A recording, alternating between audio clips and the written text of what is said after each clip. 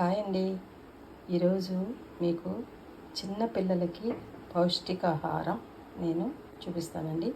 అన్నప్రాసన అయినప్పటి నుంచి మనము ఈ ఫుడ్ పెట్టచ్చండి. అవేంటంటే రాగులు నైటే నానబెట్టుకోవాలండి. కొద్దిగా నీళ్ళు పోసుకొని ఈ నైట్ అంతా నానబెట్టుకోవాలండి.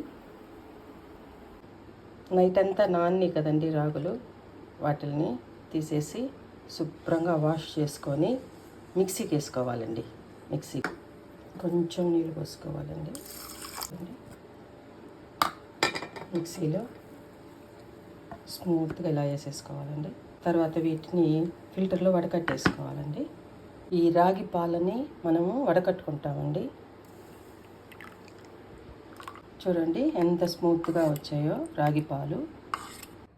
ఈ గ్లాసు కొలతతో రాగి పాలు ఉన్నాయనుకోండి, ఈ గ్లాస్ తోటి 4 నీళ్ళు పోసుకోండి. నీళ్లు బాగా మరిగాక ఈ రాగి పాలను తీసుకొని మరిగే నీళ్ళల్లో పోసేయండి. చిన్నపిల్లలకి నిమ్ము అవి చేయకుండా ఈ పటిక బెల్లం అండి, కలకండ అంటాం కదా మనము, ఈ పటిక బెల్లాన్ని వేయాలండి. ఉప్పు కావాలంటే ఉప్పు వేసుకోవచ్చు, బెల్లం కావాలన్నా వేసుకోవచ్చు, చక్కెర కావాలన్నా వేసుకోవచ్చు, ఏదైనా వేసుకోవచ్చు అండి. చిన్నపిల్లలకు మడసానికి నెలల పిల్లలకి నిమ్ము చేయకుండా పటిక బెల్లం వేసుకుంటే బాగుంటుందండి.